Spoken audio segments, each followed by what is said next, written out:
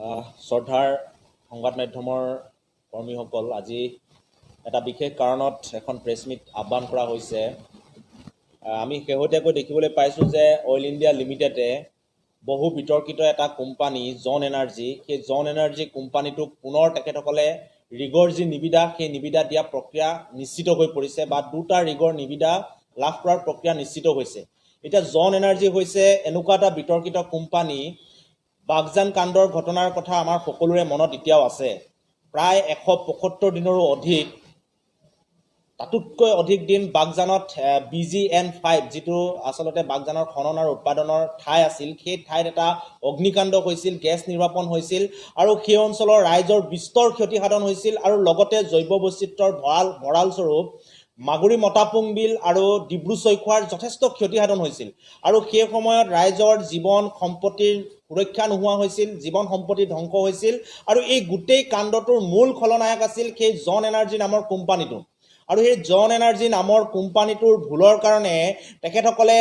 যি ধৰণে আচলতে সজাগতামূলকভাৱে কাম কাজখিনি কৰিব লাগিছিল, তাত কিছু পৰিমাণে ত্ৰুটি ৰৈ যোৱাৰ কাৰণে সেই সময়ত গোটেই অগ্নিকাণ্ডটো সংঘটিত হৈছিল বুলি অইল ইণ্ডিয়া লিমিটেডেও প্ৰকাশ কৰিছিল আৰু জন এনাৰ্জি কোম্পানীয়ে সেই সময়ত দায়িত্ব স্বীকাৰ কৰিছিল। পৰৱৰ্তী সময়ত অইল ইণ্ডিয়া লিমিটেডে সেই জন এনাৰ্জি কোম্পানীটোক ব্লেক লিষ্টেড কৰিছিল আৰু তেখেতসকলক কৈফিয়ত তলব দিছিল, অৰ্থাৎ চৌকছ নটিচ দিছিল আৰু কাৰণ জনাবৰ বা কাৰণ দৰ্শাবৰ কাৰণে তেখেতসকলক নটিচ দিছিল। আৰু পৰৱৰ্তী সময়ত আমি দেখিবলৈ পালোঁ যে সেই অগ্নিকাণ্ডই সেই সমস্ত অঞ্চলৰ বিস্তৰ ক্ষতিসাধন কৰিলে, অইল ইণ্ডিয়া লিমিটেডক যথেষ্ট পৰিমাণে ক্ষতিসাধন কৰিলে। প্ৰায় 450 কোটি টকা অইল ইণ্ডিয়াই সেই অঞ্চলৰ ৰাইজক ক্ষতিপূৰণ দিব লগা হ'ল। এতিয়াও বাগজানবাসী ৰাইজে উচিত ক্ষতিপূৰণ পোৱা নাই। বহু লোকে ক্ষতিপূৰণৰ কাৰণে তেখেতসকলে সংগ্ৰাম কৰিবলগীয়া হৈছে। বহুতে অৰ্থনৈতিকভাৱে তেখেতসকলৰ ভেটি ভাঙি তছনছ কৰি দিছে আৰু জৈৱ বৈচিত্ৰৰ প্ৰতি এক ভাবুকি কঢ়িয়াই আনিলে অইল ইণ্ডিয়া লিমিটেডৰ এই গোটেই ঘটনাটোৱে। আৰু 175 দিনৰো অধিক জুই লগা এই কাণ্ডটোত জড়িত এই মূল খলনায়ক যিটো জন এনাৰ্জি নামৰ প্ৰাইভেট কোম্পানী, এই কোম্পানীটোক পুনৰ অইল ইণ্ডিয়া লিমিটেডে কি কাৰণত আচলতে নিবিদা দিবলগীয়া হ'ল বা নিবিদা পোৱা প্ৰক্ৰিয়াটো নিশ্চিত কৰিলে, সেই কথাটোতে কিন্তু ৰাইজৰ মনত প্ৰশ্ন উদয় হৈছে। আৰু এই বাগজান কাণ্ডৰ পাছত অইল ইণ্ডিয়া লিমিটেডৰ ওপৰত তদন্ত কৰিবৰ কাৰণে উচ্চতম ন্যায়ালয়ৰ যিখন কমিটি, উচ্চতম ন্যায়ালয়ে গঠন কৰি দিয়া কমিটিখনে অন্তৰ্বৰ্তীকালীন যিখন প্ৰতিবেদন, সেই প্ৰতিবেদনত 2500 কোটি টকাৰ জৰিমনা তেখেতসকলক বিহাৰ কথা উল্লেখ কৰিছে আৰু পৰৱৰ্তী সময়ত যিখন পূৰ্ণাংগ প্ৰতিবেদন দাখিল কৰিব, সেই প্ৰতিবেদনত তাৰ পৰিমাণ বৃদ্ধি কৰাৰ কথা কৈছে। আৰু যিটো সময়ত অইল ইণ্ডিয়া লিমিটেডে তেখেতসকলৰ লাভ সিমান নহয় হোৱা কৰিব লাগিব। ইয়াৰ লগে লগে আমি ভিতৰুৱা তথ্য অনুসৰি আমি গম পাইছোঁ যে জন এনাৰ্জিয়ে যিমানবিলাক কাণ্ডত জড়িত হৈছিল বা তেখেতসকলৰ যিমানবিলাক ভুল আছিল, সেই ভুলবিলাক পোনপটীয়াভাৱে অইল ইণ্ডিয়াই নিজৰ গাত পাতি লোৱাৰ অভিযোগ আহিছে আৰু এই তথ্য আমি 100% শুদ্ধ বুলি ক'ব পাৰোঁ।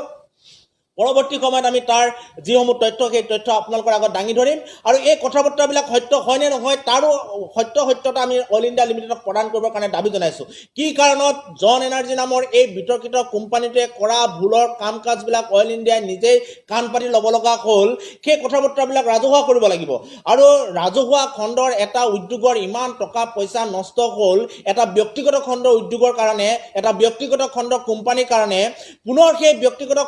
খণ্ডৰ কোম্পানীটো কিয় ৰঙা দলিচা পাৰি অইল ইণ্ডিয়া লিমিটেডলৈ আগমন জনোৱা হ'ল, পুনৰ কি কাৰণে এনেকুৱা ধৰণৰ কাণ্ড সংঘটিত কৰিবৰ কাৰণে তেখেতসকলক আকৌ পুনৰ এৰি দিয়া হ'ল, এই কথা বতৰাবিলাক কিন্তু অইল ইণ্ডিয়া লিমিটেডে স্পষ্ট কৰিব লাগিব। অন্যথা কিন্তু ৰাইজে ভাবিবলৈ বাধ্য হ'ব যে অইল ইণ্ডিয়া লিমিটেডৰ কোনোবা অসম বিদ্বেষী মনোভাৱ থকা, কোনোবা ন্যস্ত স্বাৰ্থ জড়িত শীৰ্ষ বিষয়াই নিজৰ কমিশ্যনৰ অংকত, নিজৰ লাভালাভৰ অংকত এনেকুৱা ধৰণৰ বিতৰ্কিত কোম্পানীক পুনৰ ৰঙা দলিচা পাৰি অইল ইণ্ডিয়া লিমিটেডলৈ স্বাগতম জনাইছে। এতিয়া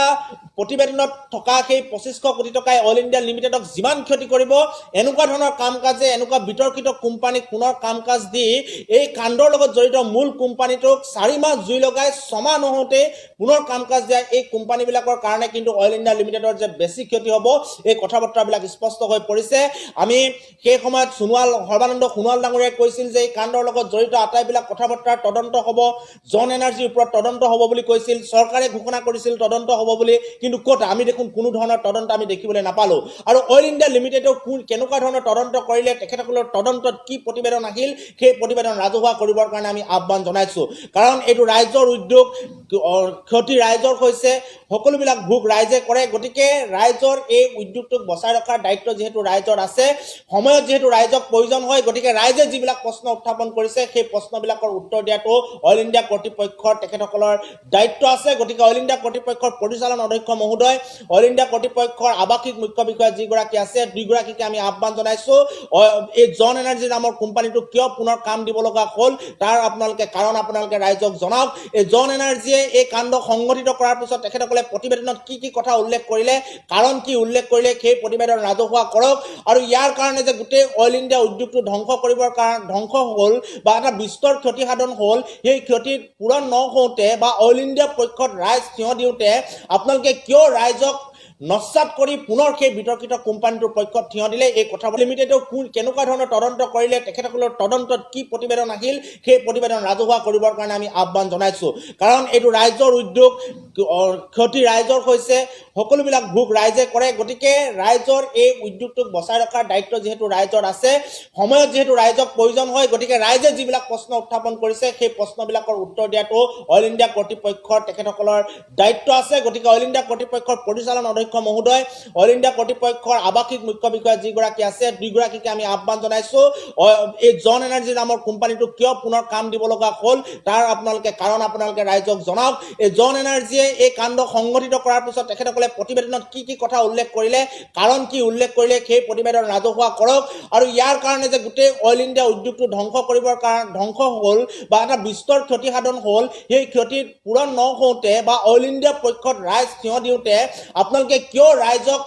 নস্যাৎ কৰি পুনৰ সেই বিতৰ্কিত কোম্পানীটোৰ পক্ষত থিয় দিলে এই কথা বতৰাবিলাক আমি অইল ইণ্ডিয়া লিমিটেডক স্পষ্ট কৰিবৰ কাৰণে আহ্বান জনাইছো অন্যথা কিন্তু অনাগত দিনত অইল ইণ্ডিয়া লিমিটেডক যেনেকৈ ৰাইজে স্বাভিমান বুলি ভাবে অইল ইণ্ডিয়া লিমিটেডৰ প্ৰতিটো বিপদত যেনেকৈ ৰাইজে থিয় দিয়ে অনাগত দিনত কিন্তু এনেকুৱা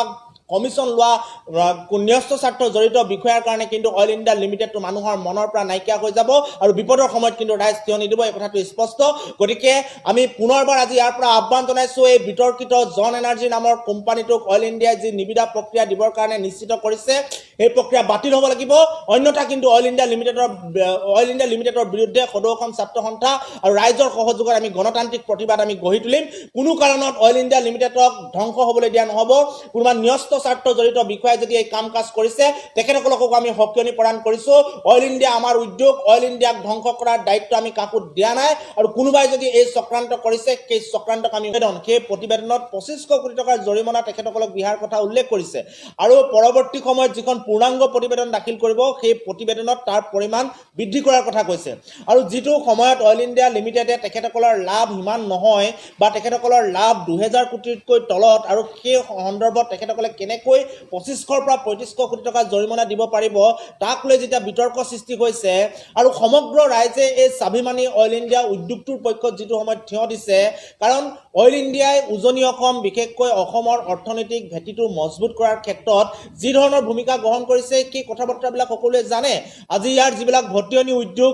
বা যিবিলাক মূল উদ্যোগ অসমত আছে আটাইবিলাক উদ্যোগ পোনপটীয়াভাৱে বা পৰোক্ষভাৱে কেৱল অইল ইণ্ডিয়াৰ পিঠিত ভেজা দি সেই উদ্যোগবিলাক জীয়াই আছে গতিকে এই উদ্যোগবিলাক জীয়াই থাকিবৰ কাৰণে অৰ্থনৈতিকভাৱে ভেটি শক্তিশালী হ'বৰ কাৰণে অইল ইণ্ডিয়া জীয়াই থকাটো স্বাভাৱিকভাৱে প্ৰয়োজন আছে যাৰ কাৰণে 2500 কোটি টকা জৰিমনাৰ বিহাৰ লগে লগে ৰাইজ দল সংগঠন সকলোৱে অইল ইণ্ডিয়াৰ পক্ষত থিয় দিছিল অইল ইণ্ডিয়াক পৰিকল্পিতভাৱে বা ষড়যন্ত্ৰমূলকভাৱে অইল ইণ্ডিয়াক ধ্বংস কৰাৰ কথা মানুহৰ মনত সন্দেহ হৈছিল ব্যক্তিগত কোম্পানীলৈ অইল ইণ্ডিয়াক গতাই দিব নেকি তেনেকুৱা ধৰণৰ বিভিন্ন মানুহৰ প্ৰশ্ন উদয় হৈছিল আৰু পৰৱৰ্তী সময়ত আমি দেখিবলৈ পালো যে অইল ইণ্ডিয়া লিমিটেডৰ পক্ষত ৰাইজ থিয় দিয়াৰ পাছত পুনৰ কিন্তু অইল ইণ্ডিয়া লিমিটেডৰ ন্যস্ত স্বাৰ্থ জড়িত কিছুমান বিষয়াৰ কাৰণে অইল ইণ্ডিয়া লিমিটেডৰ ৰাইজৰ সেই মৰমক নেওচা দি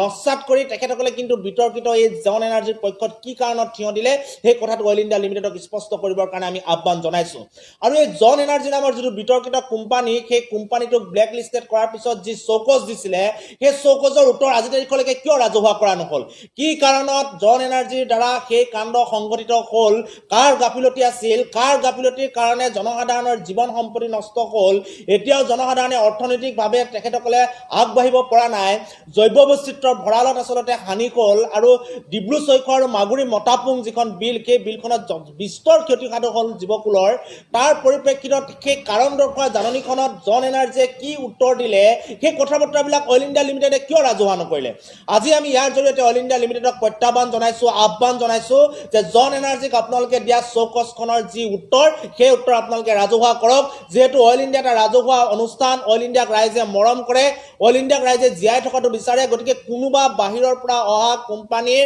বা কোনোবা বিষয়াৰ ন্যস্ত স্বাৰ্থ জড়িত কাৰণত অইল ইণ্ডিয়া লিমিটেড কেতিয়াও ধ্বংস হ'ব নোৱাৰিব এই কথাটো স্পষ্ট গতিকে জন এনাৰ্জিয়ে কি উত্তৰ দিলে সেই উত্তৰ অতি শীঘ্ৰে ৰাজহুৱা কৰক এক সপ্তাহ সময় আপোনালোকক বান্ধি দিয়া হৈছে এক সপ্তাহৰ ভিতৰত কিন্তু জন এনাৰ্জিয়ে যি কাৰণ দৰ্শালে সেই কাৰণ দৰ্শোৱা জাননী আপোনালোকে কিন্তু ৰাজহুৱা কৰিব লাগিব